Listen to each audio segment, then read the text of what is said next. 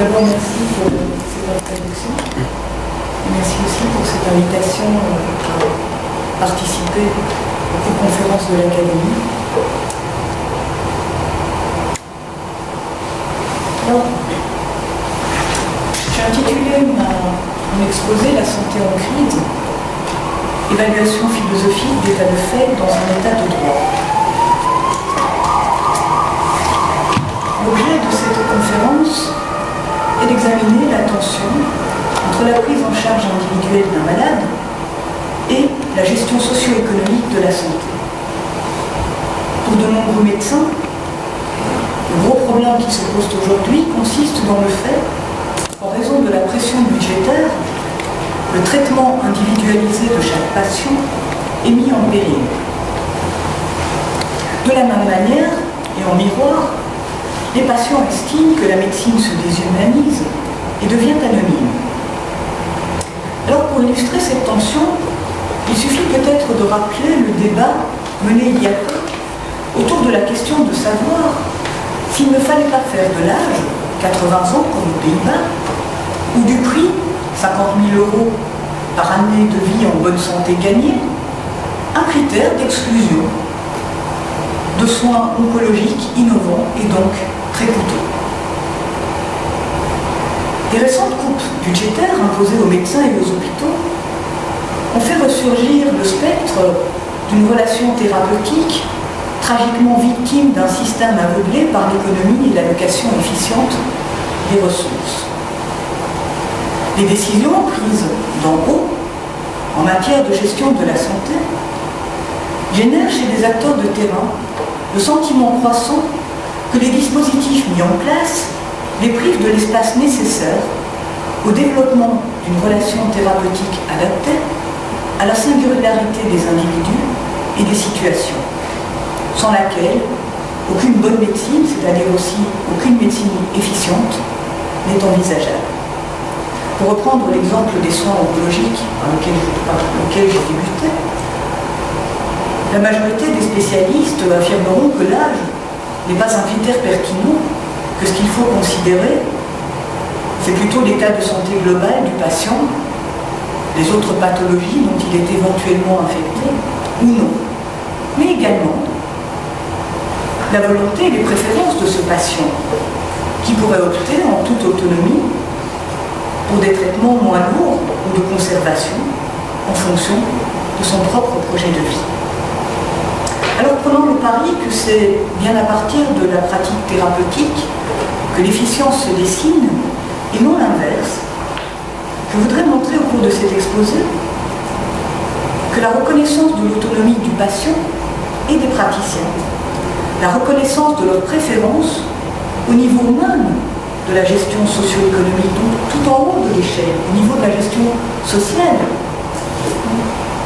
est non seulement possible, mais qu'elle permettrait également de résorber cette fameuse tension dont je parlais en introduction entre la singularité de la prise en charge et la gestion économique de cette prise en charge.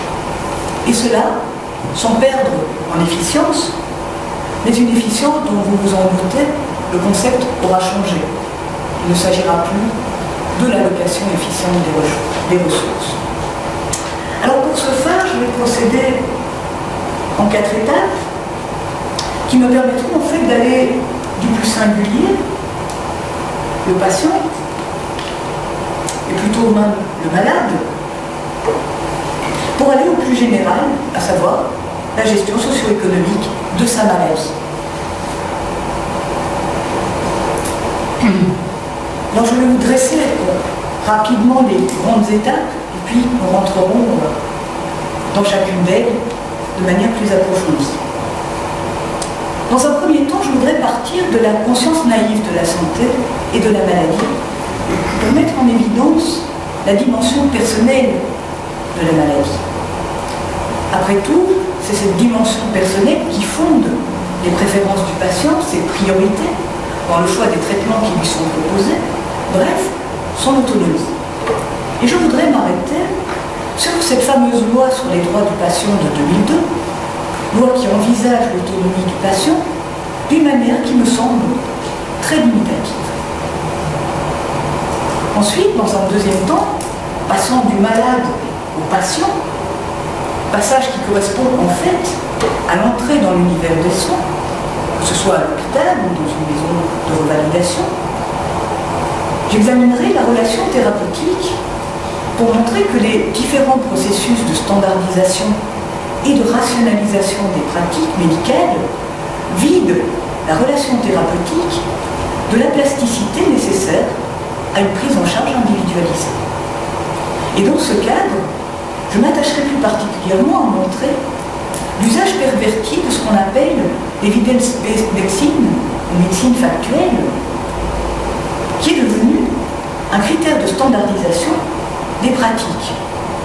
Par exemple, c'est à partir de l'evidence-based medicine qu'on constitue des trajets de soins grâce auxquels un patient est pris en charge. Il y a une série d'étapes lorsqu'il est diagnostiqué avec telle ou telle pathologie relativement grave et complexe qu'il va franchir dans un certain ordre. Tout d'abord, effectuer tel type d'examen, tel type de rencontre, voire tel spécialiste, puis être pris en charge de différentes manières. Alors cette mise en évidence permettra dans un troisième temps de faire la transition vers la gestion économique de la santé et les agences d'Health Technology Assessment. Alors qu'est-ce qu'une agence d'Health Technology Assessment? Eh bien, c'est une agence d'évaluation des technologies de la santé. C'est à ces agences que sont confiées l'évaluation de la valeur ajoutée d'un médicament, d'un nouveau médicament que l'on pourrait offrir. Typiquement, d'un nouveau médicament ou d'une nouvelle procédure. Par exemple, est-ce qu'il est coût-efficace? Est-ce qu'il est intéressant et rentable pour la société de rembourser les tests de diagnostic du cancer du sein chez les femmes de moins de 50 ans? En Belgique, c'est entre 50 et 69 ans. Et ce qui m'intéressera là, c'est finalement une évolution qui me paraît devoir être réfléchie et mesurée. Et cette évolution, c'est le fait qu'aujourd'hui, les agences d'évaluation des technologies de santé n'entendent plus seulement évaluer la coût-efficience d'un médicament ou d'une thérapie, mais bien l'impact social global d'un médicament ou d'une technologie. Et donc, les multiples dimensions que peuvent comporter l'introduction, par exemple, d'un test génétique, d'un profilage, pour savoir si l'on est prédisposé à faire telle ou telle pathologie, qui comporte quand même un certain nombre de valeurs, ou qui les mettent en question. Et bien donc, ces multiples dimensions vont être étudiées par une combinaison d'experts, c'est-à-dire non seulement des cliniciens, non seulement des économistes, mais aussi des juristes, des éthiciens, des gestionnaires hospitaliers, etc. On n'en reste pas moins à distance de la pratique pour valider ou invalider des choix qui sont pourtant destinés à s'imposer à cette pratique même. Pourquoi? Eh bien parce qu'en fait, lorsque on décide de rembourser un médicament, qu'est-ce qu'on fait? On le rend accessible à la pratique, c'est-à-dire accessible dans l'arsenal thérapeutique du médecin et accessible aux patients. Dès lors qu'on retire le remboursement, on le retire aussi d'une certaine manière de la pratique, sauf à instaurer une médecine à plusieurs vitesses. Alors, est-ce que cette tension est décidément non résorbable? Est-ce qu'il faut toujours avoir le local d'un côté, le général de l'autre? Mais je ne pense pas.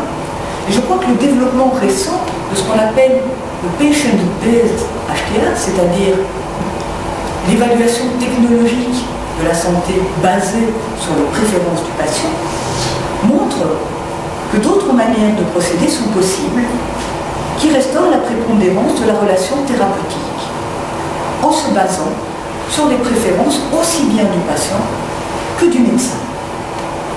Et c'est le cas d'un processus qui a été mis au point il y a à peu près 2 ans, qui est le processus de hiérarchie analytique des préférences. Ça a l'air bien compliqué, mais en réalité, il s'agit simplement de prendre les différentes préférences des patients et des médecins, par exemple la réponse à un médicament, et de voir quelles sont leurs priorités. Et donc je conclurai sur ce dernier élément en montrant comment il permet peut-être de résoudre cette tension. Alors j'en viens à la toute première partie qui est l'individu et la santé. Parce qu'après tout, une chose extrêmement difficile en médecine, c'est de savoir ce que c'est que la santé. Et je vous avoue que même la définition d'une maladie est relativement difficile à trouver. Qu'est-ce que la santé? Est-elle ce silence des organes que me prétend le riche, cité par Georges Canguilhem dans La connaissance de la vie? Il dit, nous pensons avec le riche que la santé, c'est la vie dans le silence des organes, que par suivre le normal biologique n'est, comme nous l'avons déjà dit, révélé que par les infractions à la norme, et qu'il n'y a de conscience concrète ou scientifique de la vie que par la maladie. Alors, en un sens, est-ce qu'on peut considérer que la santé, c'est vraiment le silence des organes? Eh bien oui, oui, si on considère la santé en la rapportant à la maladie, c'est-à-dire du point de vue du médecin qui regarde ce qu'est la santé. Riche, comme je vous l'ai dit, peut-être, était chirurgien. Si on rapporte la santé à la maladie qui se traduit toujours par la surprésence bruyante, douloureuse, d'un ou de plusieurs organes affectés par une pathologie, comme lorsqu'une simple crampe d'estomac est prise de douleur, en effet. Et non, non dans la mesure où en pleine santé, chacun ne cesse d'éprouver son corps, au travers de ses sens, dans une sorte de chair à chair avec le monde environnant, qui tresse un rapport constant aux êtres, aux choses, et qui est empli de confiance. Cette confiance, qui se base sur une normativité passive du corps, qui régule ses rapports à l'environnement, permet à chacun de s'élancer tous les jours dans l'existence, avec des envies à rencontrer, des projets à mener, des objectifs à atteindre, bref, à aller à la rencontre de la vie sans adversité, sans crainte, sans équipement. C'est cette normativité secrète qui habite la conscience naïve que nous avons de nous-mêmes qui est mise en péril lorsque l'organisme est atteint, quand la vision se floue sous la fièvre, que la démarche se fait chancelante, sous le vertige, ou que la chair frissonne. Le monde environnant perd alors, en même temps que les organes, son innocence native. On y est soudain mal, et d'autant plus mal que l'on se perçoit comme amputé d'une partie plus ou moins grande de nos puissances, de notre pouvoir-faire, de notre capacité à agir. Et c'est en un sens ce que Canguilhem dit lorsqu'il dit que le malade est normalisé dans des conditions d'existence définies et sa capacité normative est amoindrie. Il n'a plus les mêmes capacités d'exercice de son corps qu'auparavant.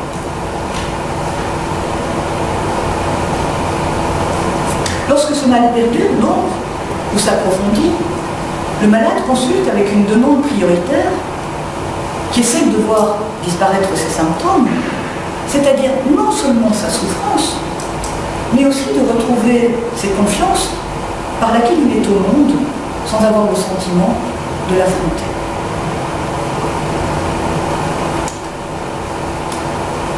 Le médecin voit ainsi confier à son pouvoir médical une demande qui dépasse de loin la réparation d'un système, la préservation d'un organisme, et même davantage que le retour à un état cliniquement normal.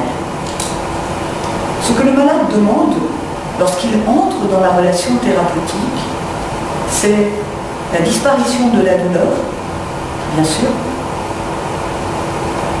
et la restauration de son propre pouvoir, de façon à ce qu'il puisse reprendre la vie que la maladie l'a contraint à laisser en suspens, avec son art de vivre particulier, ses valeurs, ses projets.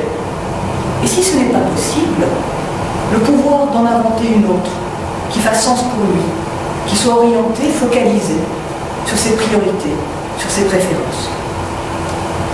La relation thérapeutique renvoie donc immédiatement à un jeu de pouvoir asymétrique, le pouvoir partiellement perdu du patient et le pouvoir faire du médecin. Et c'est exactement ce que manifeste la loi sur les droits du patient. La loi sur les droits du patient reconnaît cette asymétrie dont elle veut garder le meilleur, l'opérativité, en se délestant du pire, l'autoritarisme éventuel. Et pour ce faire, elle confère des droits aux patients et par conséquent des devoirs aux médecins. Cette asymétrie a été et est encore parfois mal perçue par le corps médical qui la juge inéquitable. En réalité, il me semble que la loi ne fait que traduire ceci. Si le médecin a des devoirs, c'est parce que lui seul dispose d'une marge de manœuvre, d'une latitude, d'un espace de choix qui peut manquer aux patients. Raison pour laquelle ils n'ont, entre guillemets, que des droits. Par ailleurs, il est assez remarquable que l'espace laissé à l'autonomie du patient, et c'est les articles 5, 6, 7 et 8 de la loi. Vous voyez, par exemple, l'article 7 dit « Le patient a droit, de la part du praticien professionnel, à toutes les informations qui le concernent et peuvent lui être nécessaires pour comprendre son état de santé et son évolution probable. Le patient a le droit de consentir librement à toute intervention du praticien professionnel, moyennant information préalable. » Je trouve qu'il est assez remarquable que l'espace laissé à l'autonomie du patient se borne au fait d'être dûment informé des tenants et aboutissants de son état de santé et de l'impact des traitements auxquels il est amené à consentir. Par contraste, avec la définition classique de l'autonomie comme capacité à se positionner et se déterminer à partir de ses propres normes, l'autonomie comme consentement, c'est une autonomie restreinte. Or, pour anticiper sur la quatrième partie, la toute dernière partie, c'est précisément cette conception forte de l'autonomie qui sera mobilisée dans les processus d'évaluation des technologies de la santé basés sur les préférences du patient. Il y a de préférences que là où quelqu'un peut se déterminer des priorités, il ne peut y avoir de préférence là où il ne peut que se borner, entre guillemets, à consentir.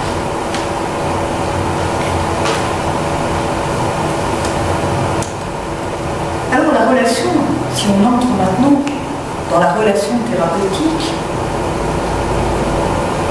il faut en dire tout d'abord que le patient qui va y entrer comme porteur d'une pathologie qui va être nécessairement et qui doit être objectivée en symptômes, permettront d'élaborer un diagnostic et puis ensuite une thérapeutique.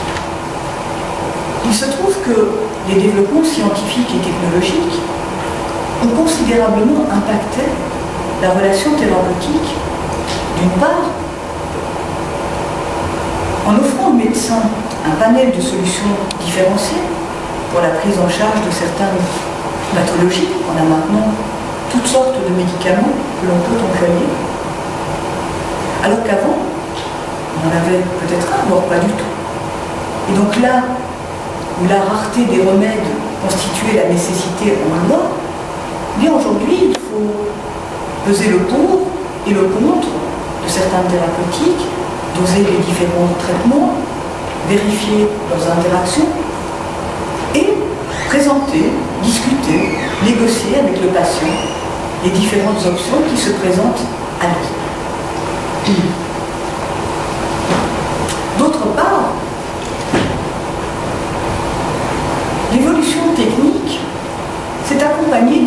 spécialisation des prestataires de soins qui ne cesse de s'approfondir, de sorte que la prise en charge d'une pathologie complexe implique la participation et la coopération de nombreux spécialistes.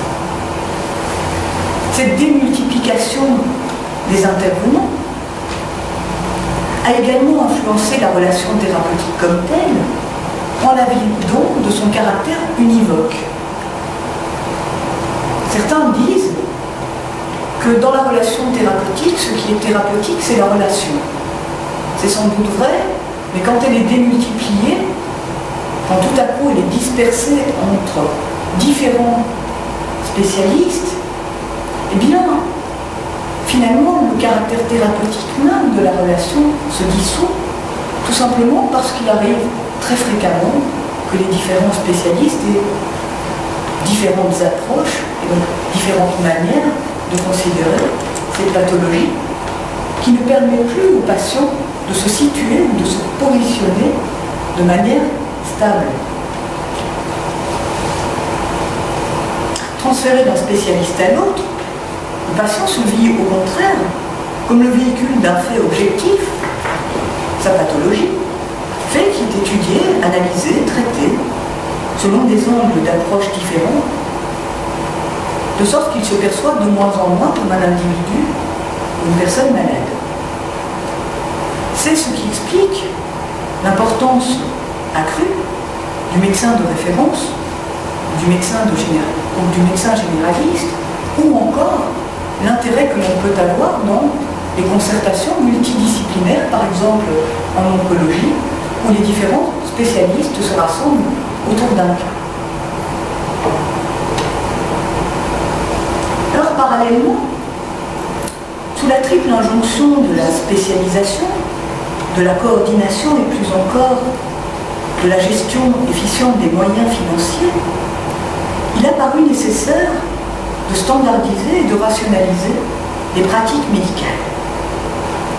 Cette standardisation des processus de soins s'est opérée notamment via l'utilisation quelque peu pervertie de l'evidence-based medicine à des fins de gestion.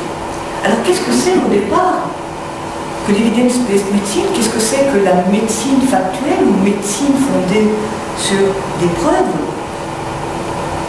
Eh bien, c'est un instrument d'aide à la décision médicale dont l'objectif premier visait à permettre au médecin, en lui donnant toute l'information scientifique qui circule, en faisant, entre guillemets, des compilations d'études, de rapports, et par exemple d'études cliniques,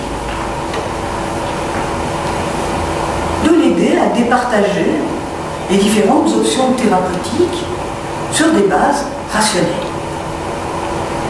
Il se trouve que donc cet instrument d'aide à la décision a servi de base à la rationalisation même des pratiques au niveau hospitalier, de la même manière qu'il sert d'outil de rationalisation des médicaments et autres technologies de la santé au niveau des autorités de remboursement.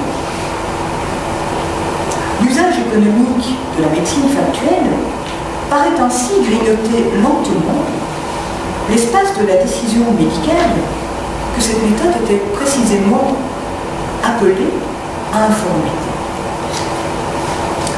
On trouvera là une des raisons pour lesquelles de nombreux médecins se plaignent de la perte d'autonomie et de liberté thérapeutique dans l'exercice d'un art qu'ils savent teinter de la singularité des situations et de la particularité de leur expérience et de leur intuition.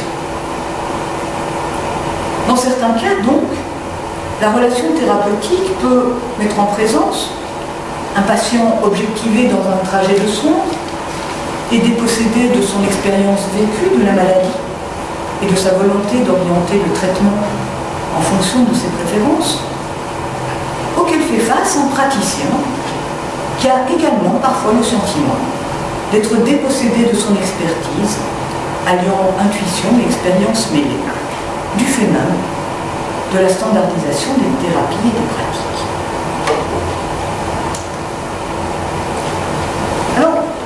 simplement pour bien cerner de quoi il s'agit, un des reproches constants que l'on fait à l'Église de médecine, dont vous voyez en fait la pyramide des niveaux de preuve,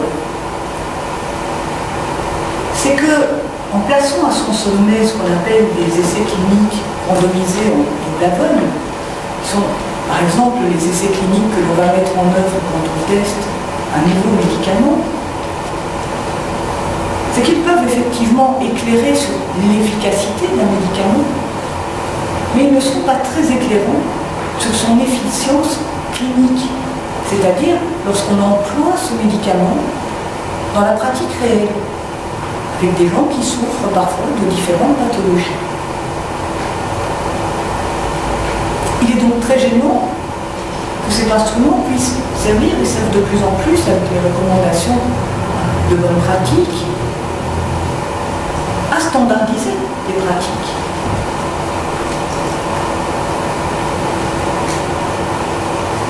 Par cette standardisation,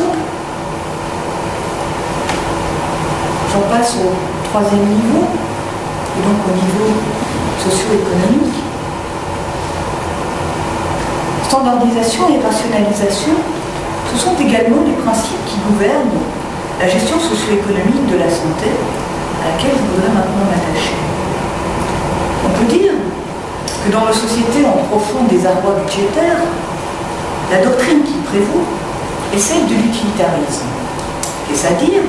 Bien, l'utilitarisme, c'est l'allocation optimale des ressources en contexte de rareté, et optimale signifie obtenir le plus de santé possible pour le maximum de personnes.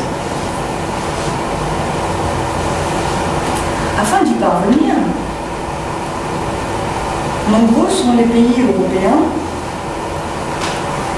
qui se sont dotés d'agences d'évaluation technologique de la santé qui ont pour mission d'évaluer les différents médicaments, les différents dispositifs et de rendre un rapport au politique sur base duquel le politique pourrait décider d'autoriser le remboursement ou non du traitement évalué. Ces agences, je pense qu'elles auront à l'avenir un rôle non seulement de plus en plus déterminant, mais aussi de plus en plus étendu. Pour ce qui est de leur caractère déterminant, je rappelle qu'ici en Belgique, c'est le KCE, le Kenntniszentrum, centre d'expertise, qui ambitionne de tenir ce rôle. Et, à vrai dire, depuis quelques années, on voit aux différents rapports qui sont publiés par le KCE qu'il y a effectivement, d'une part, l'ambition d'évaluer les technologies de santé. Par exemple, faut-il effectuer le diagnostic de la prostate, à quel stade, via quelle méthode. Mais d'un autre côté, le KCE vient de produire également, coup sur coup, plusieurs rapports sur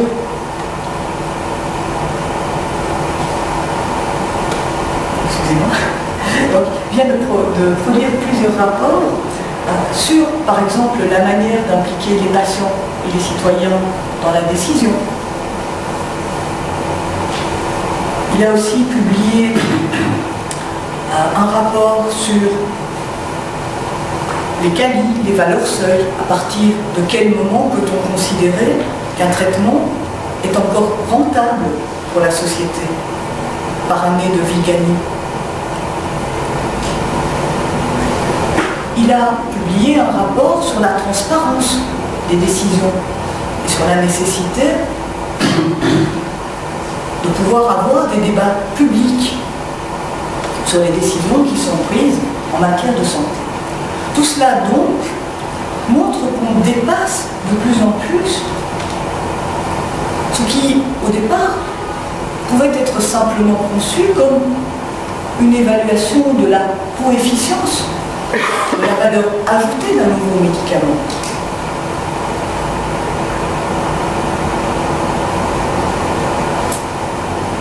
de ce point de vue-là, je dirais qu'on retrouve cette extension du rôle des agences, ou ce désir d'extension du rôle des agents, via le nouveau modèle d'évaluation que le réseau d'agences européennes ENET-HTA a construit.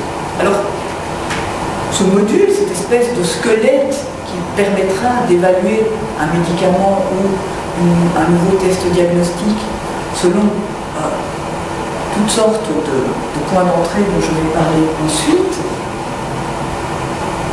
est très intéressant parce qu'on voit bien qu'il vise à mesurer l'impact sociétal global de l'introduction d'une nouvelle thérapie.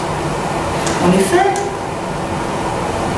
dans ce fameux corps modèle HTA, donc ce modèle cœur, qui est censé être partagé par tout le réseau ENET-HTA et donc par toutes les agences européennes, qu'elles soient nationales et donc étatiques ou non. Donc dans ce corps modèle, les différentes dimensions qui vont être évaluées, c'est d'abord quel est le problème de santé concerné, de quoi parle-t-on? Par exemple, le cancer du col de l'utérus, de la prostate, un test de profilage génomique. Quelles sont les descriptions, quelles sont les caractéristiques techniques de ce test? Est-ce que c'est un test qui présente toutes les garanties de sécurité? Qu'en est-il de son efficacité ou de son efficience clinique si l'on a les données qui permettent de le savoir? Quels sont les coûts de l'introduction de ce type de traitement? Et là, on procédera à l'évaluation économique. Ça, je dirais, c'est le cadre classique auquel on ajoute parfois la dimension juridique. Dans le nouveau modèle, on ajoute aussi les aspects éthiques.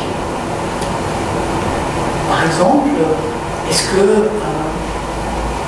le nouveau test respecte les principes de bienfaisance ou de malfaisance?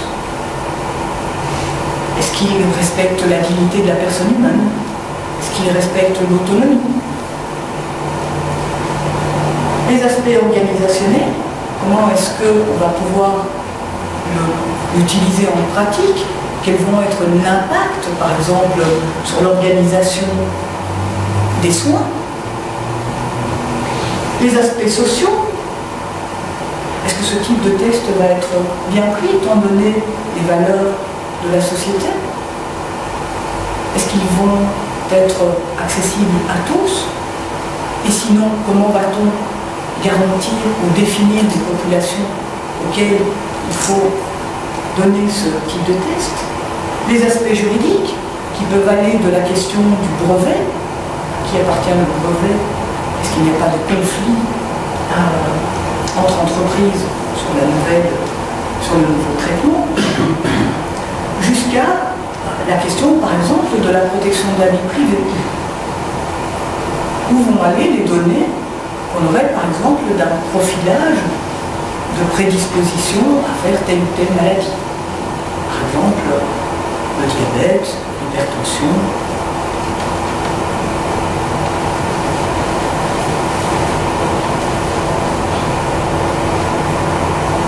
Et donc, ce qui est intéressant dans cette extension du champ de l'analyse, chacun de ces domaines prennent à chaque fois à peu près 20 pages. Il y a toutes sortes de questions. Certains sont beaucoup plus fournis que d'autres. Et ce qui est très très intéressant, c'est qu'en réalité, il n'y a vraiment de données, de data, que pour les 5 premiers domaines. Pour les autres domaines, il n'y a pas de données locales concrètes. Et donc à chaque fois, on a toute une série de questions qu'il faut évaluer. Et dans le modèle, la question des sources éventuelles où on pourra trouver les données. Et là, il y a un gros point d'interrogation.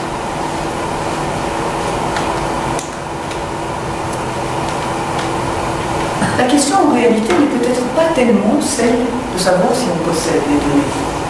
Ce qui est intéressant, c'est qu'en fait le nouveau modèle vise à impliquer de nouveaux acteurs. Il vise à impliquer de nouvelles expertises, et donc on va convoquer les juristes, les éthiciens, les gestionnaires hospitaliers dont je parlais là tantôt, et aussi en bout de course, les associations de patients pour savoir si, oui ou non, ce type de test leur convient.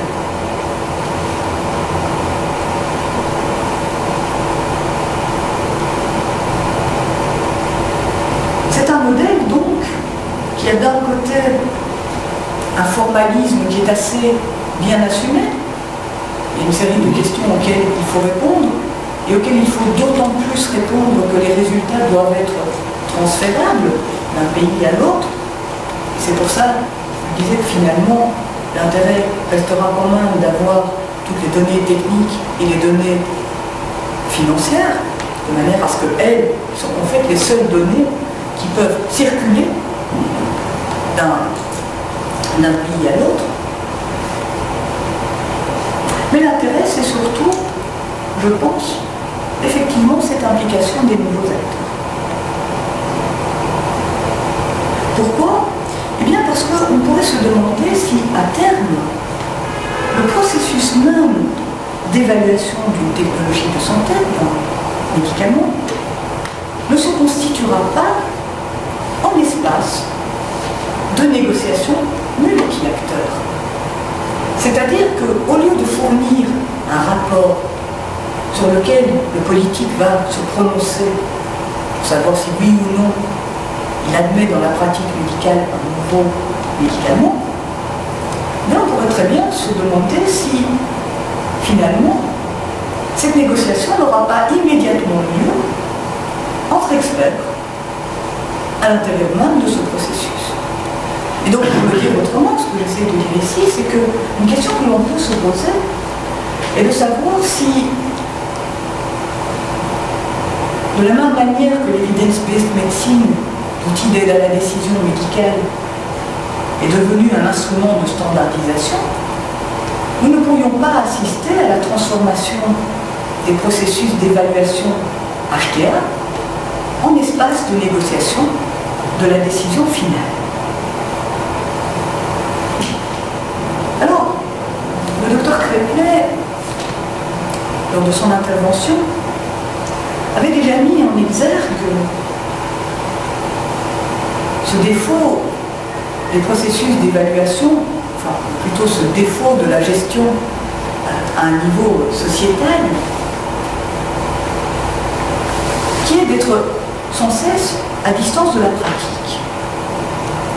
De sorte qu'on a toujours cette tension entre ce qui est évalué par les experts et ce qui doit être utilisé au cœur même d'une relation qui engage deux individus. Ma question est de savoir si il n'est pas possible de restaurer la prépondérance de la relation thérapeutique au niveau sociétal lui-même. Alors, de ce point de vue, il me semble que l'approche qui a été élaborée par Banner et al. À la demande d'IQWiC, alors c'est assez amusant parce que IQWiC, qu'est-ce que c'est? Eh bien en fait, IQWiC, c'est l'organisme d'évaluation de technologie de la santé allemand. Donc à la demande de IQWiC, toute une équipe de chercheurs a élaboré un modèle qui est le processus de hiérarchie analytique des préférences. Je pense qu'il ouvre des perspectives franchement intéressantes. Alors ce processus, en fait, il vise à conjoindre les préférences différenciées d'un patient et d'un médecin lors de la prise en charge de sa maladie. En d'autres termes, il vise à conjoindre, à analyser en même temps les différentes priorités que sont celles du patient et du médecin lorsque on entre dans la relation thérapeutique en vue d'établir un processus de guérison.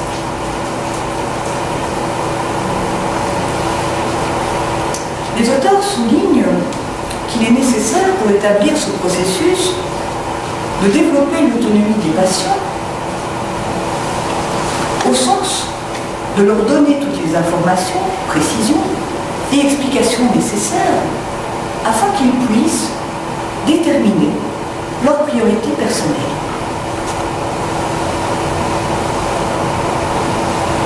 Par exemple, si l'on prend de nouveau quelqu'un qui souffre d'une pathologie complexe comme un cancer, on pourrait très bien lui poser la question de savoir qu'est-ce que, étant donné les différentes options thérapeutiques qui se présentent, quelles sont en fait ses priorités immédiates. Est-ce qu'il souhaite vivre plus longtemps? Est-ce qu'il souhaite pouvoir vivre 1 ou 2 ans en extrêmement bonne santé, ou au contraire vivre plus longtemps mais avec une qualité de vie plus médiocre, etc., etc.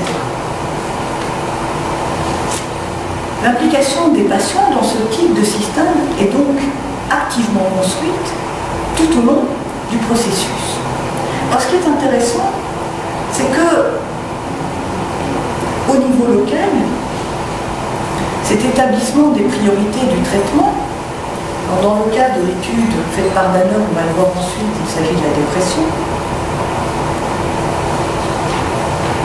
eh bien cet établissement des priorités du traitement pour le patient d'un côté, pour le médecin de l'autre, offre l'avantage non négligeable d'un apprentissage réciproque de ce qui importe à l'autre membre de la relation et une connaissance approfondie des motifs, des raisons, des motivations qui soutiennent ces priorités. Il favorise donc une négociation entre les acteurs qui constitue en fait l'efficience recherchée par les auteurs. L'efficience, ce n'est plus, cette fois, l'efficience au sens de l'allocation optimale des ressources, mais tout simplement l'efficace d'un traitement qui est suivi par le patient parce qu'il rencontre effectivement les priorités qui sont les siennes. À cet égard, je vous rappelle qu'un rapport de l'OMS a montré que s'il fallait inventer un médicament vraiment miraculeux qui permette de sauver énormément de vies, ce qu'on appelle d'ordinaire un blockbuster, eh bien ce qu'il faudrait inventer, c'est le médicament de l'adhésion des patients à leur traitement. Car c'est précisément parce que beaucoup de patients abandonnent leur traitement de route ou le suivent mal que bon nombre de maladies échouent à guérir.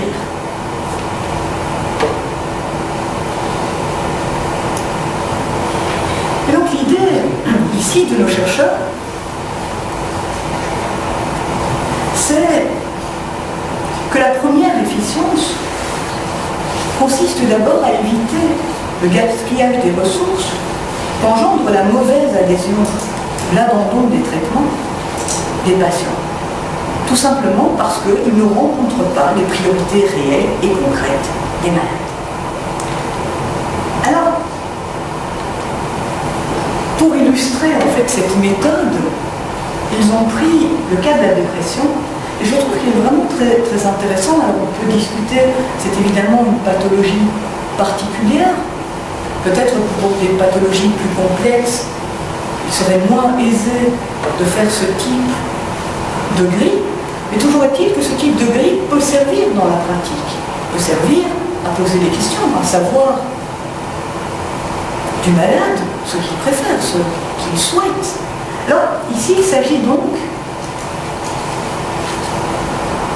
des réactions, des priorités des patients à un traitement antidépresseur. Et ce qui est très intéressant, c'est que, comme vous le voyez, dans la première colonne, on a ce qui pour les patients est pertinent comme résultat, ce qu'ils veulent atteindre. Et dans la troisième, ce qui pour les professionnels est pertinent. Alors ce qui est pertinent, tout d'abord, Pour un patient atteint de dépression, eh bien, c'est tout simplement de répondre à son traitement. C'est-à-dire que son traitement lui fasse de l'effet. Le second élément qui est important pour lui, c'est l'amélioration de sa fonction cognitive. Le troisième élément qui est important, c'est la réduction de son anxiété. Le quatrième, l'amélioration de ses fonctions sociales. Le cinquième, l'évitement des rechutes. Et le sixième, la rémission. En face, vous avez les priorités des médecins. Et vous apercevez que, alors que la rémission figure en 6 chez les patients, c'est l'objectif prioritaire des praticiens. De la même manière, l'évitement des rechutes est le second objectif prioritaire des médecins. Alors, si on y réfléchit un peu, qu'est-ce que ça veut dire? Eh bien, ça veut dire que pour un dépressif profond, qui pense qu'il ne va pas s'en sortir, la première chose qui l'intéresse, c'est effectivement de ressentir l'effet du traitement. Savoir s'il va faire une rechute, à la fois ça n'a aucun sens. Il veut d'abord savoir s'il peut en sortir. Et c'est intéressant de voir ce type de dialogue pouvoir se mener, pouvoir discuter sur ses priorités. Alors, ici, j'ai pris les 6 premières, pourquoi? Eh bien parce qu'en fait, quand on prend les 6 premières, de part et d'autre, on atteint, dans l'ordre des priorités, 85 et 89% d'adhésion, si vous voulez, des deux acteurs. Pour le dire autrement, un traitement qui parviendrait à regrouper toutes ces 6 priorités, sur lesquelles et les patients et les médecins se retrouvent, aurait toutes les chances de remporter l'adhésion.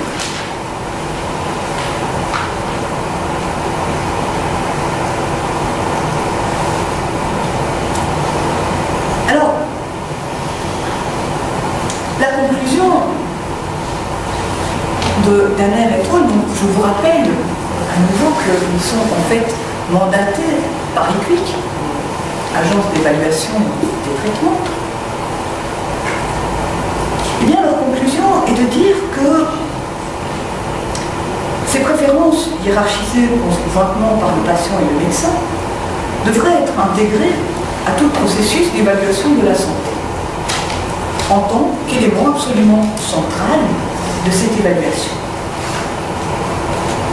Ils vont même plus loin et ils font valoir qu'en définitive, dans la mesure où les destinataires premiers des traitements, ce sont quand même les patients, via leur médecin, la détermination de ces préférences conjointes pourrait simplement servir de critère qualifiant ou disqualifiant l'utilité même d'une évaluation.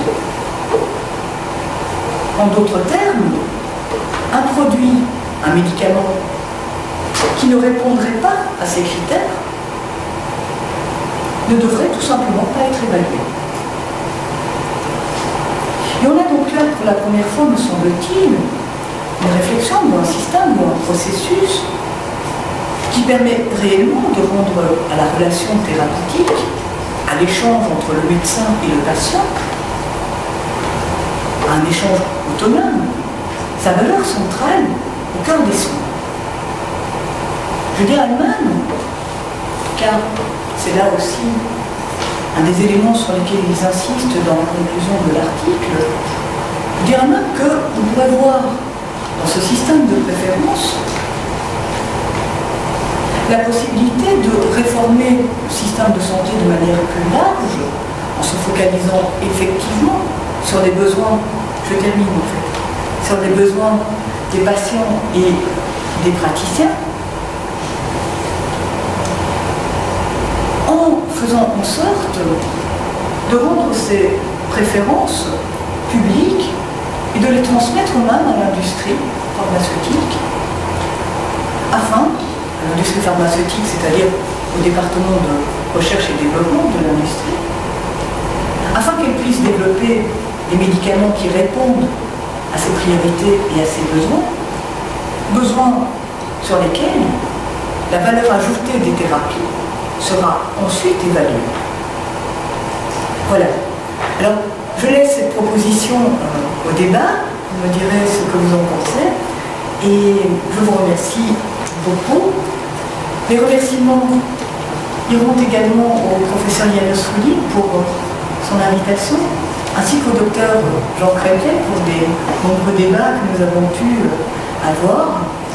Voilà, je vous remercie beaucoup.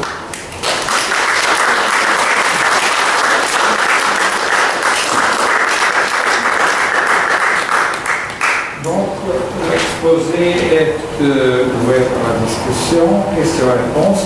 Je vais faire le signe comme l'entraîneur lors de match de basket, on demande le temps, parce que je ne savais pas que vous étiez oui, tout à fait. Si rapidement. Je me suis dit sur ma lancée. Non, mais dans ce cas, tout est en ordre.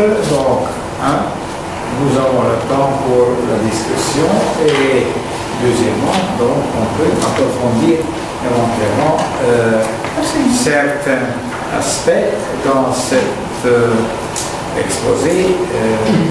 De quoi spécifique, il faut aller vérifier. Donc, incontestablement, il y a des choses peut-être à approfondir ou développer plus en détail.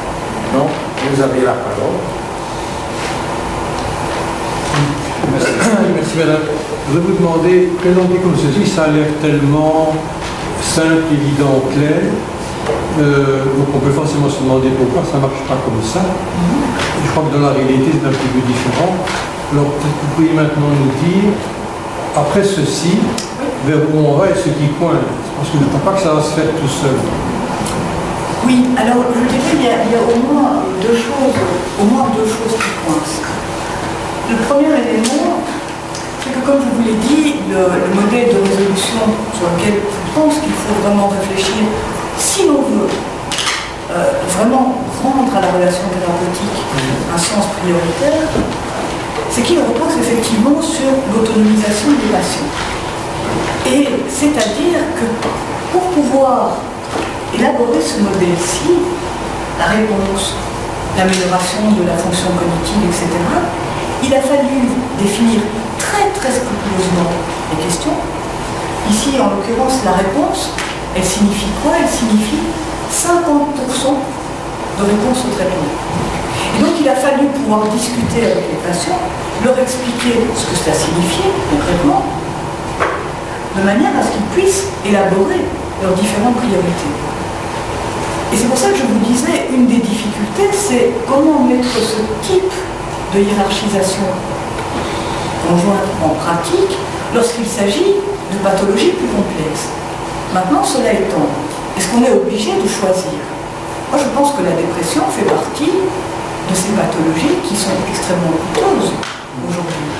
Donc, si on peut déjà procéder de cette manière-là, pour ce type de pathologie et pour toutes les autres, on peut procéder de la même manière, faisons-le. Par contre, il y a un autre élément qui, lui, me semble plaider, je dirais, en défaveur de ce type de fonctionnement, c'est que je ne suis pas sûre, lorsque l'on veut avoir un système qui soit applicable à tous les pays européens, de manière à pouvoir fixer une base minimale de remboursement, puisque c'est en fait bien de cela qu'il s'agit, je ne suis pas du tout sûre que la priorité sera vraiment les préférences des patients. Et donc cela explique aussi pourquoi ce sont certains experts qui sont mobilisés. Tout dépend en fait du but que l'on se fixe, de l'objectif qui est visé. Je ne sais pas si ça répond à votre question. Si dans le sens où, que je comprends un petit peu, finalement dans tout ça, la vie et la vie du patient est essentielle. Et j'ai un petit peu l'impression que c'est ce dont les grands systèmes s'occupent le moins. Parce qu'ils ont ce sont les spirales dont parlait M. Kepler la dernière fois, la technologie, la pensée et les sous. Alors, évidemment, c'est un grand magma, c'est très compliqué, il y a des luttes de pouvoir. on a perdu toutes les notions de réserve. Alors ça, c'est très très joli. Ça mériterait de marcher, mais avant de... Alors, c'est pas tellement que ça mériterait de marcher. Moi, je crois que il faut aussi pouvoir à un moment s'engager dans un type de réflexion et de démarche. On ne peut pas attendre simplement que ça fonctionne tout seul. Donc, moi, quand j'entends, et c'est le cas pour le moment, énormément de médecins dire qu'ils vont partir en grève parce qu'on dérembourse une série de médicaments, j'entends bien. Qui entendent préserver la relation thérapeutique, j'entends bien. Mais qui en même temps ne pourraient pas ou ne voudraient pas rentrer dans ce type de système, là j'ai un problème. Or je crois que c'est aussi parfois le cas. C'est-à-dire que ce que cela demande en termes d'investissement est relativement lourd. Et donc, je pense qu'il faut à un moment faire un choix. Moi, je crois vraiment que si les médecins, les gestionnaires hospitaliers locaux, les médecins directeurs, etc., veulent effectivement remettre à un moment le patient au centre, ce qui, en principe, devrait toujours être, en tout cas si on parle de médecine, je pense qu'ils doivent se faire le porteur de ce type de méthode. Et se faire le porteur actif de ce type de méthode, c'est-à-dire les implémenter. Cela dit, dans le modèle IQWiC, je vous ai dit que ça pouvait éventuellement, c'est comme ça qu'il termine, servir de facteur discriminant ou disqualifiant d'une évaluation, mais rien n'empêche de l'intégrer. Et donc on pourrait avoir, si vous voulez, à la fois un module de réflexion sur la coût-efficacité des traitements et de l'autre côté, une réflexion sur les préférences et les priorités du patient. Ce n'est pas exclusif. Je veux dire, ce sont des éléments qui peuvent tous s'alimenter les uns les autres. Mais je crois qu'il doit être porté. Vraiment. Parce que la simple réflexion, si vous voulez, ici, pour moi, l'intérêt était aussi de pouvoir réagir, d'avoir un modèle qui permet une action immédiatement aux deux niveaux. C'est pour ça que j'ai commencé par la question de l'apprentissage réciproque. Et de dire que finalement, aussi bien le médecin que le patient ont à apprendre de cet échange. Le médecin a une autre perspective qui vise un temps plus long. C'est pour ça sa priorité est d'éviter les rechutes. C'est qu'il voit ça sur le long terme.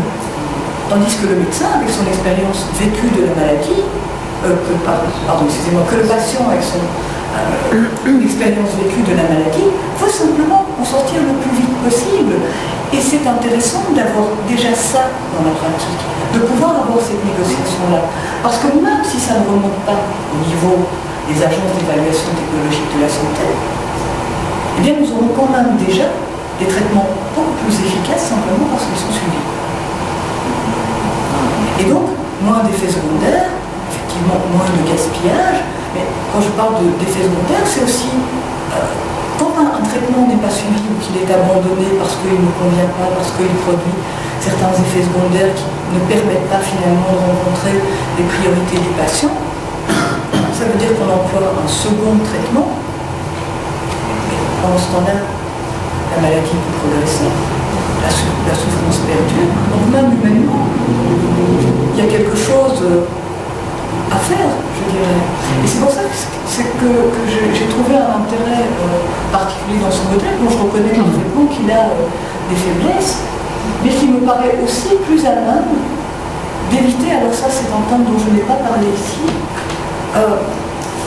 d'éviter en fait de recourir aux associations de patients comme un nouveau groupe d'experts. Alors pourquoi est-ce que je dis ça?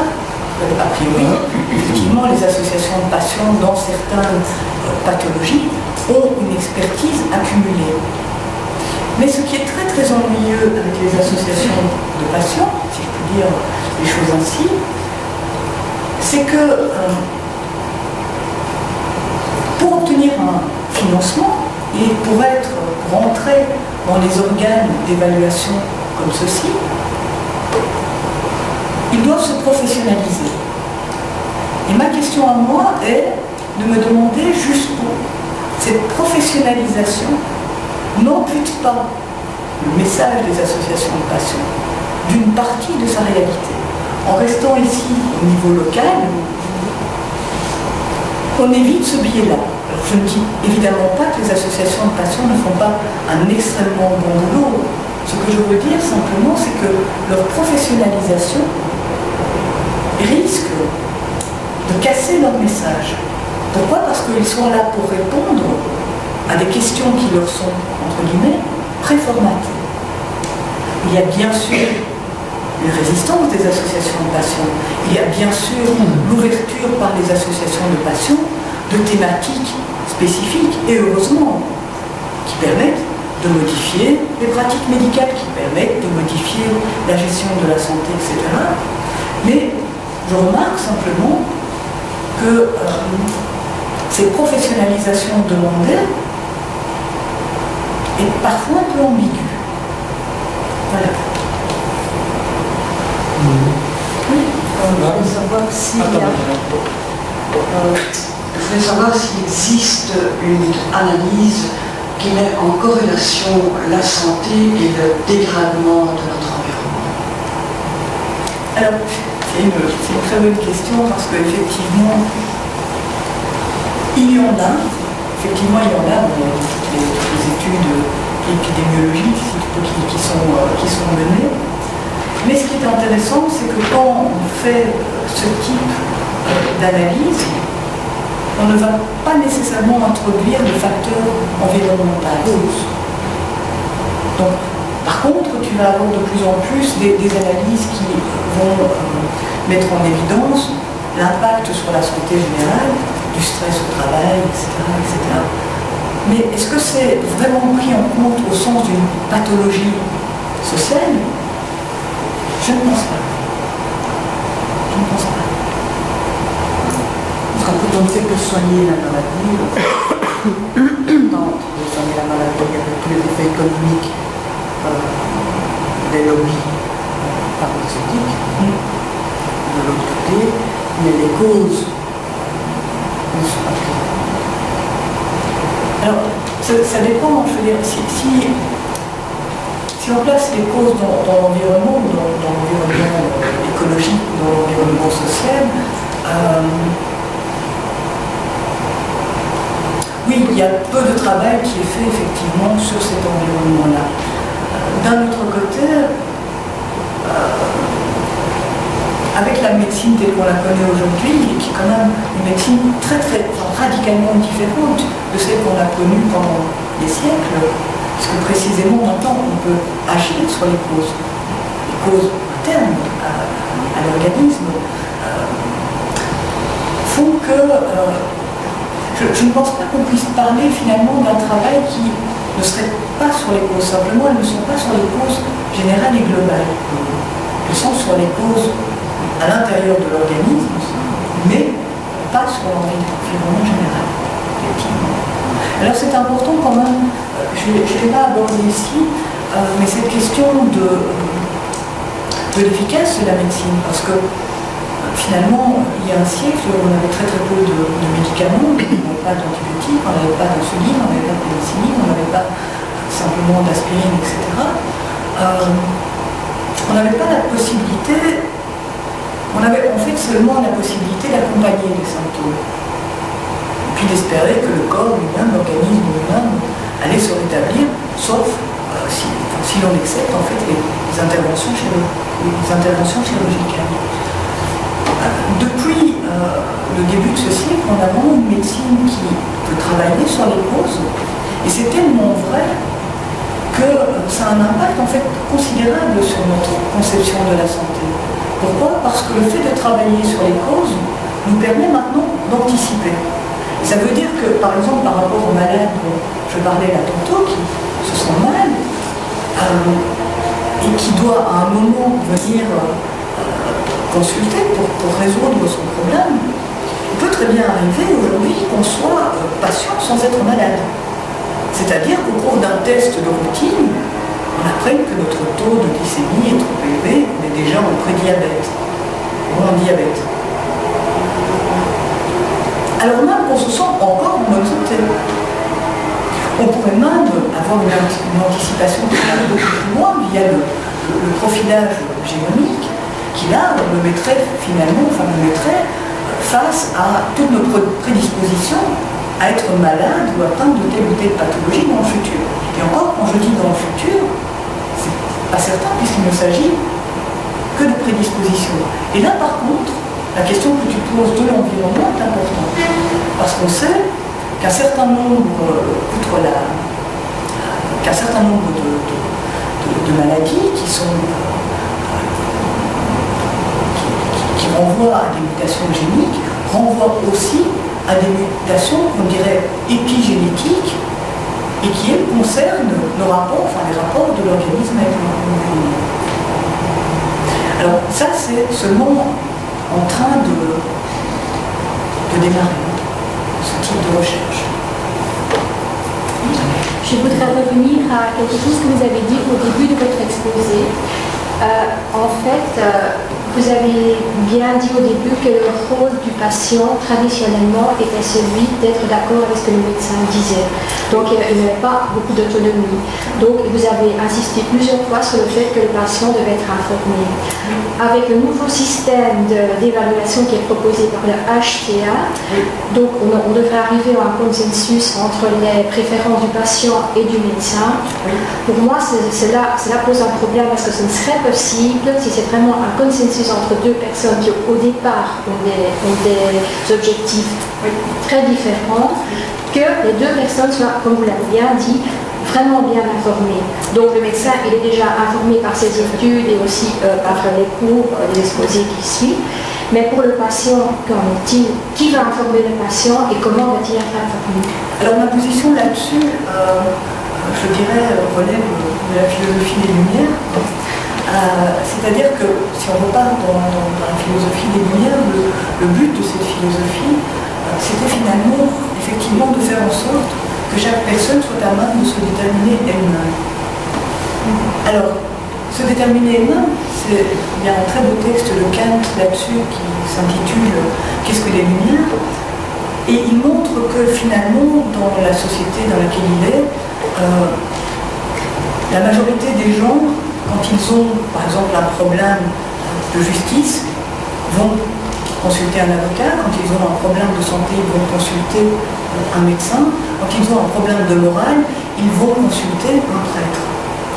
Et sans cesse, au lieu de se déterminer eux-mêmes, ils vont chercher chez l'expert local la réponse à leur questionnement. Le but des Lumières, c'est de faire en sorte non seulement que chaque individu puisse répondre lui-même à la question qu'il se pose, mais mieux encore, qu'il soit capable de formuler lui-même sa question. Alors, ça a donné lieu à quoi ça? Eh bien, ça a donné lieu au développement de l'éducation. C'est à partir de cette théorie-là, et sachant qu'effectivement, pour pouvoir se développer de manière autonome, il faut être éduqué, que le système pédagogique il est. Eh bien, je vous donnerai la même réponse. Je crois qu'il ne faut pas faire seulement une éducation thérapeutique de la santé. Alors, l'éducation thérapeutique de la santé, c'est quoi? C'est finalement tout ce qu'un patient doit savoir, ou même tout ce qu'une personne doit savoir pour avoir une saine gouvernance de son capital santé. Moi, je pense qu'il faut aller plus loin que ça et donc développer effectivement une éducation beaucoup plus générale sur la santé, éventuellement même développer une éducation beaucoup plus générale sur la génétique. Ça nous éviterait déjà une série de débats à ne plus finir sur ce qu'il est possible ou pas de faire. Ça nous éviterait un certain nombre de fantasmes sur l'arrivée bientôt de transhumains qui seront un peu comme des cyborgs. Je veux dire, ce type d'éducation, beaucoup plus globale, on appelle en fait la littératie, la littératie en santé, la capacité à trouver de l'information, à la comprendre pour s'en servir et se positionner. Je pense que c'est là qu'il faut aller, effectivement. Alors, évidemment, ce n'est pas dans les 2 ans, ce n'est pas dans les 3 ans, mais si l'objectif est celui-là, je pense qu'on peut se donner les moyens, de toute manière, plus d'éducation, ça n'a jamais fait de mal à personne. C'est sans effet secondaire. Oui, moi je voudrais faire un commentaire sur l'HT auquel vous avez consacré beaucoup de temps dans votre exposé. HT, mais je voudrais d'abord m'assurer que j'ai bien compris. Vous avez dit dans l'exposé que pour faire un HT, il fallait des informations et c'est pas toujours facile de trouver des informations. C'est correct? C'est correct pour les aspects organisationnels, sociaux. Oui, oui. Juridique, ça va en général. Okay. Mais pour ces aspects-là, d'accord. Je voudrais l'échier au départ, et donc en effet, comme vous l'avez dit, c'est une méthode. C'est une méthode qui normalement doit servir à évaluer une technologie, peu importe, de temps en temps c'est un médicament, ça peut être un device, un test, un diagnostic, peu importe, mais qui doit servir comme outil de décision aux autorités. oui, tout à fait. Est-ce qu'on va rembourser? Est-ce qu'on va prendre? Absolument. Et pour ça, on a maintenant développé, grâce aux agences qui se sont mises ensemble en Europe, une méthode. Oui. Mais je voudrais le placer dans un contexte. L'ICHI ne se fait pas n'importe comment et le moment où il est fait est très important. Oui. Si le produit n'est pas disponible, on doit se baser sur les données de la firme. Absolument. Essentiellement parce que qui connaît mieux son produit que la firme. Oui.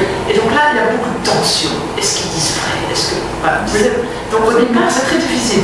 Mais l'utilité de l'ICHI, il est très utile quand il est fait après 5, 6, 10 ans. Et donc l'ICHI n'est pas une évaluation statique isolée, c'est un processus dynamique. Et c'est là que ça devient intéressant de refaire des évaluations après 20 ans et on s'apercevra pour finir qu'on devra peut-être pas Tout à fait. alors, pourtant, je travaille pour l'industrie. Oui, mais je pense que ça systématiquement se fait et il y aura des rotations qui permettront de donner de la chance à des nouveaux produits pour lesquels on a encore des incertitudes.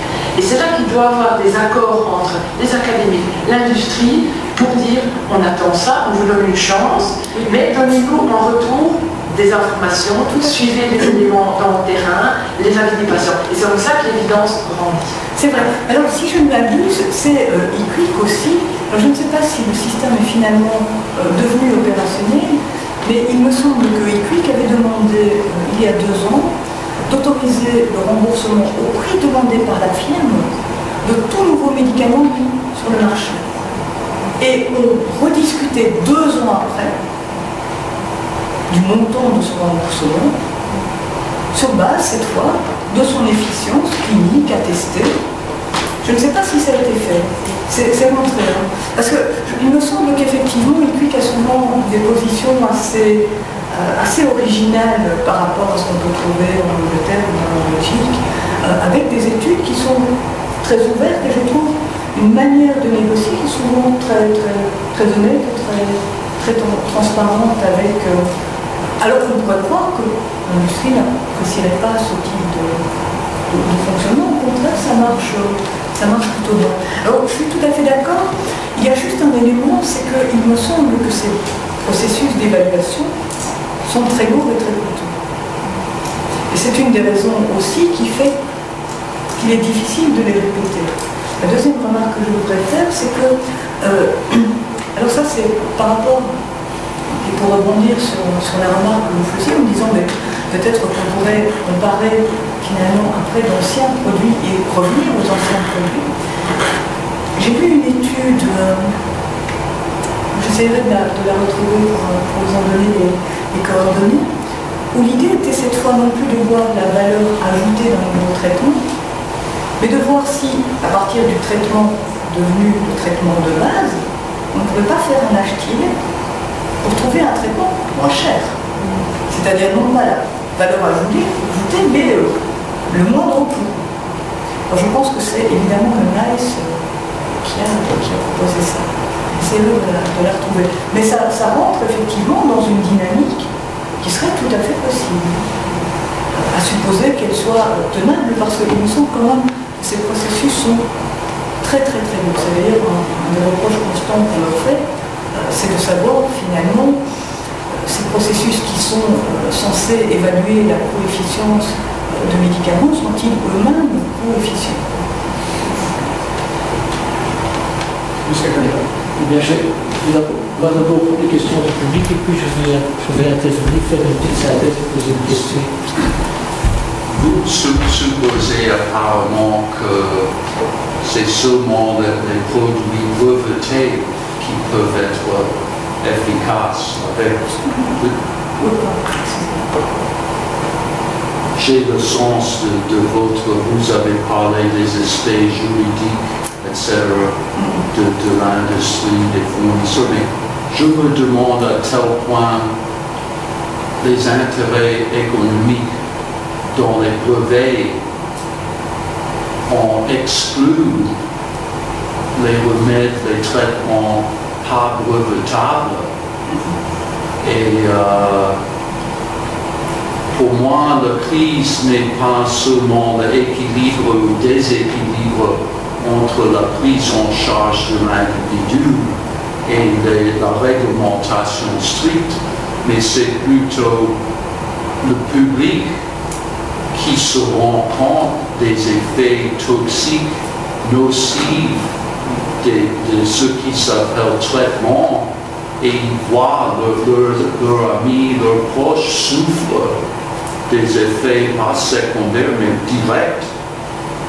Le dommage au système digestif, système immunitaire, tandis que quand ils font leurs recherches, ils trouvent parfois, presque par hasard, les médecins qui peuvent guérir les maladies sérieuses, mais sans les méthodes ou les produits brevetés.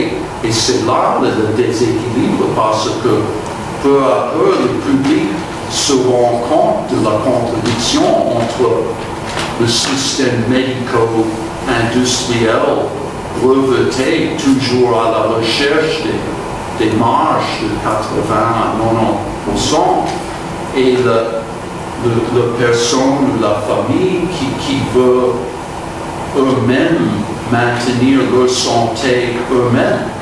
Oui, alors je pense que c'est aussi une raison. Je dirais deux choses par rapport à votre réaction. La première, c'est que si je dis là tout de suite, on pouvait être patient avant d'être malade, en ayant subi un test de biologie clinique de routine, on peut aussi être un malade sans devenir un patient. C'est-à-dire que finalement, personne n'est obligé d'entrer dans un système thérapeutique classique. Non, il vous force à vacciner vos enfants. Il n'y a pas de choix. Vous n'êtes pas une personne libre si vous ne voulez pas vacciner vos enfants. C'est vrai, parce que là, il y a un objectif de santé publique qui fait qu'en effet... Il y a un objectif de santé publique qui fait en effet que la décision personnelle est mise de côté. Je pense qu'on a vu aux Pays-Bas une série de résurgences de pathologies comme la polio qui avait disparu, effectivement parce que tout un certain nombre de personnes ont décidé de ne pas vacciner leurs enfants. Je trouve à titre personnel que ce n'est pas acceptable. Ça, c'est votre interprétation. Mais tout à fait, d'ailleurs, c'est ce que je viens de dire. Il y a aussi l'histoire des maladies infectieuses qui apparaissent parmi les gens vaccinés aussi. Oui. Il y a le soi-disant inventeur de le vaccin contre le polio qui disait lui-même que le vaccin peut causer la maladie. C'est le cas et tout confondu, le public se rend compte de ces contradictions. Mais je pense que si on commence une grande polémique sur la vaccination, nous n'allons pas en sortir. Mais vous avez raison de parler de la poliomyélite.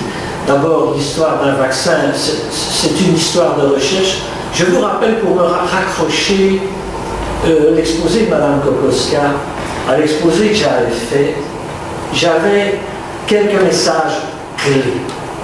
Comme médecin qui ne regarde pas que la médecine, comme médecin qui à la fin de sa carrière désolé, est un des méchants lobbyistes, puisque je suis directeur médical de pharma de BE, de l'industrie pharmaceutique de recherche, et qui la vit de l'intérieur, et donc et qui continue par ailleurs à avoir des patients.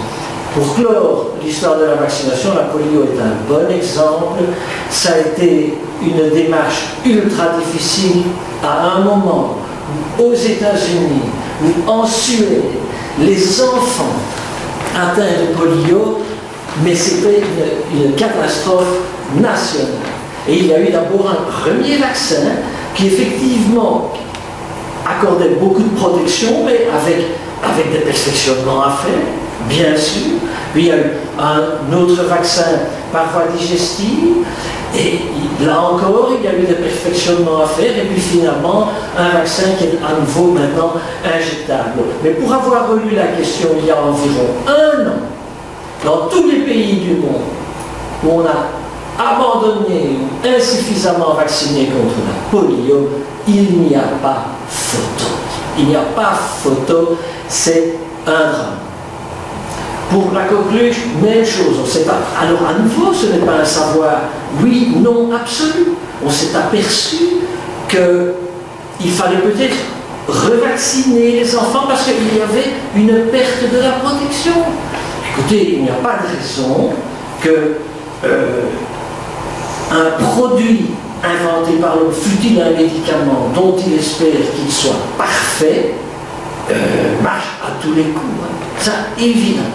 Je vous remercie d'avoir reparlé des spirales parce que dans l'analyse que j'ai faite du système, j'ai voulu montrer la tension qu'il y avait, et dont a bien reparlé Mme Kokoska aujourd'hui, entre ce que j'appelle le pôle des pratiques, celui des décideurs au cas par cas. Le médecin décide au cas par cas. Et ce n'est pas toute la décision pour le patient, puisque je l'avais dit, nous sommes partis du colloque singulier à une multitude de colloques singuliers, avec le problème de la coordination entre eux qui se pose. Il y a donc une tension entre les gens de ce pôle-là et le pôle des décideurs généraux, dont je pense que même s'il y a une tension, même si nous avons peut-être beaucoup de raisons de les critiquer, sans des grands décideurs généraux qui ont organisé l'assurance maladie, qui ont organisé des grandes entreprises, qui ont donné des moyens à la médecine, il n'y aurait pas la médecine que nous connaissons aujourd'hui. Donc cette tension, nous vivons avec elle. Je vous dirais, mais pour passer aux travaux pratiques, que entre Mme Kokoska et moi, cette tension, elle est évidemment inévitable.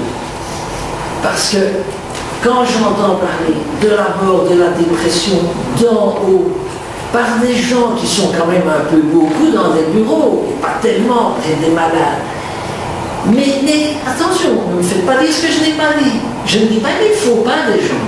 Mais tout le problème est que les modèles qu'ils font, les belles enquêtes des patients, se fasse en interaction avec les gens du bas. Et donc, une des choses qui me paraissait essentielle et que j'ai essayé de mettre en évidence, c'est que dans notre société où on parle tellement du problème de la transdisciplinarité entre des spécialistes qui sont chacun dans un domaine, il se pose le problème de la compréhension, c'est une autre forme de pluridisciplinarité entre ceux du pôle, entre les décideurs individuels que nous sommes tous et les gens qui prennent des décisions pour le grand nombre. Et quand je parlais des spirales, Mme Kokoska, en faisant référence à mon exposé, a parlé de l'oppression que je semblais avoir dit que subissaient les gens du bas des gens du haut. En fait, la tension, je la vois dans les deux sens. Ça, j'ai bien insisté là-dessus. D'une part, les gens du haut, s'ils travaillent avec des experts dont aucun n'est sur le terrain, ça pose un problème. C'est ce que j'ai appelé la distorsion de distance.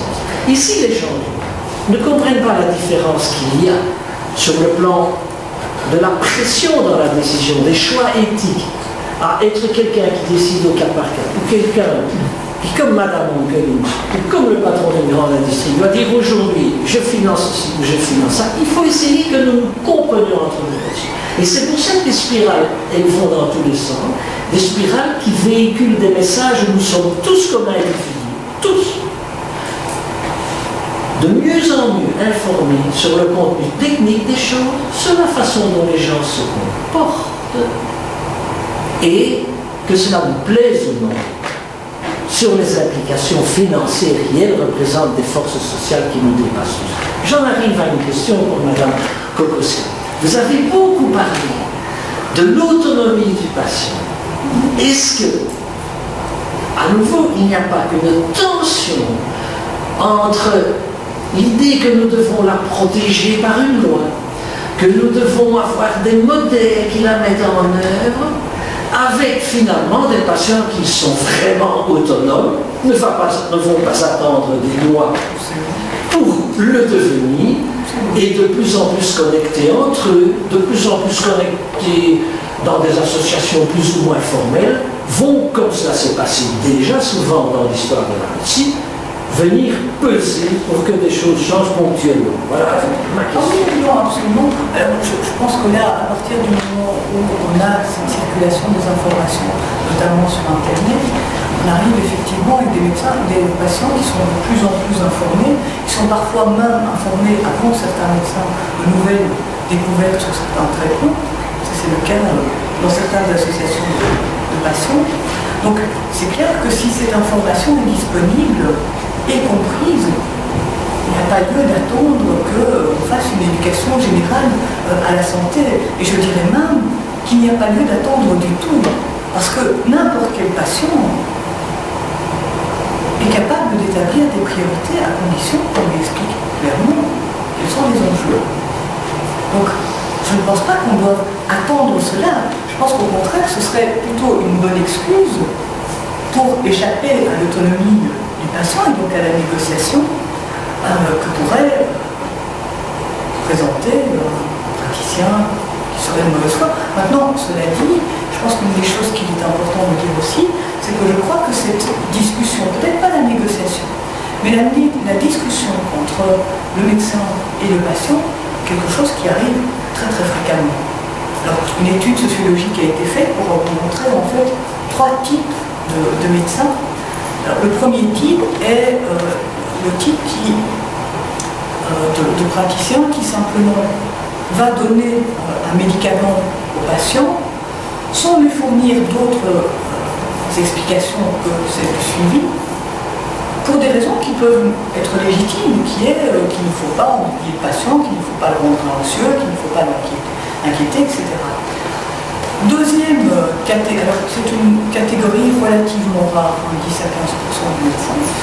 La catégorie centrale, qui doit faire à peu près 70%, est la catégorie de praticien qui va discuter avec son patient, qui va discuter effectivement un peu comme ce qu'explique la loi, c'est-à-dire les avantages, les inconvénients, éventuellement poser la question de savoir si on va donner peut-être un antidépresseur qui est plutôt de type dynamisant ou un antidépresseur qui est plutôt de type somnifère.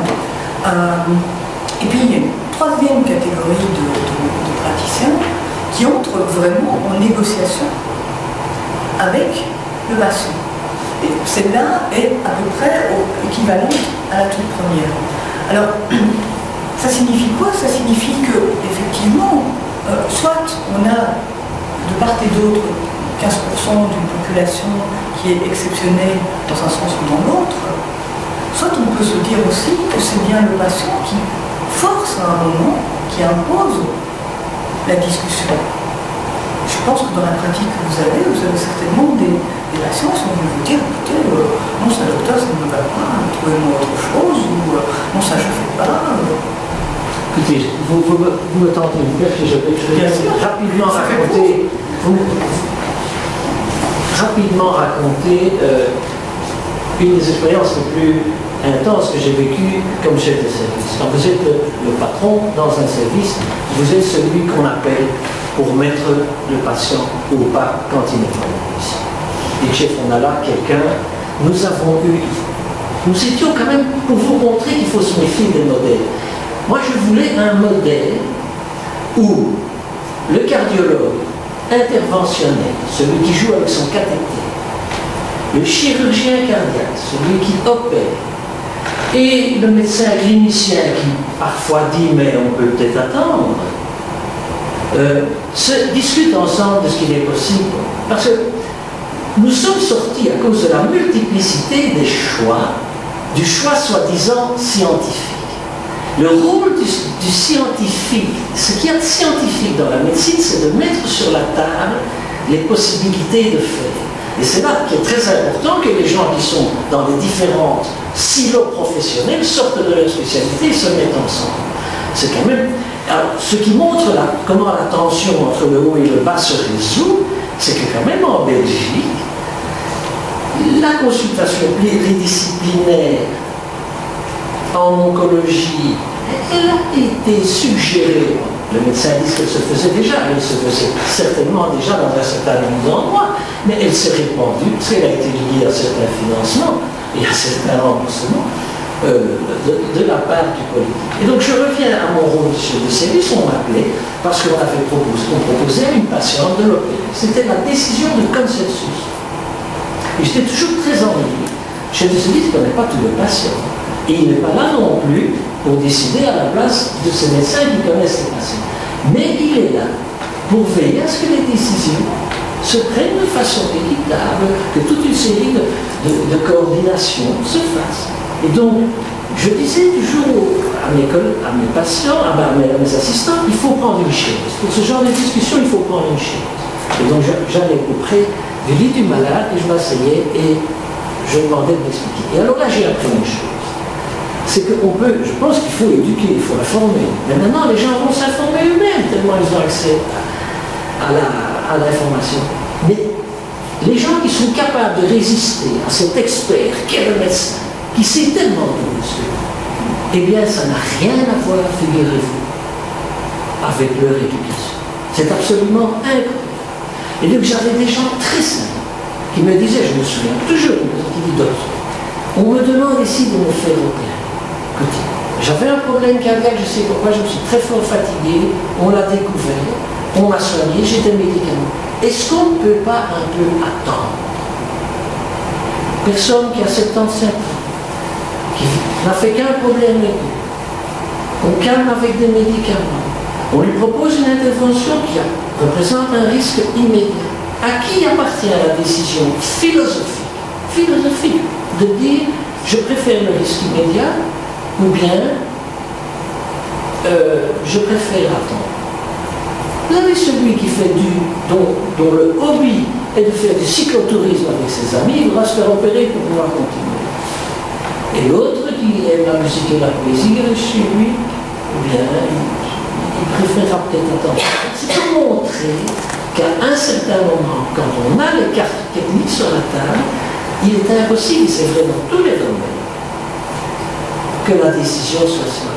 Elle doit être le plus possible éclairée par la science, mais à un moment, on change de registre. Et alors c'est là que vraiment j'ai le sentiment que tout décider d'en haut est quelque chose d'impossible, parce qu'en fonction de l'évolution de la culture sociale et surtout des moyens technologiques, les gens, dans leur ignorance, et je vous rappelle que nous sommes tous ignorants dans des tas de domaines, donc nous sommes tous soumis à devoir de faire confiance à un expert dans des tas de domaines. Et donc ça, c'est ce qu'il y a de passionnant dans ce qui change dans la médecine aujourd'hui. C'est que de façon informelle, les groupes de patients vont avoir vraiment les moyens, et les patients isolés, les moyens de dire simplement, comme vous l'avez dit, comment poser la question, à quoi ça sert, qu'est-ce que ça va m'apporter, est-ce que je ne peux pas attendre? Je termine par une histoire qui est souvent racontée. Quand Gutenberg est allé faire fondre ses pièces chez l'artisan, pour faire imprimer Vous savez ce que l'artisan lui a dit? Si ce n'est pas vrai, c'est quand même amusant de l'entendre. Pourquoi vous voulez faire des livres? Les gens ne savent pas lire.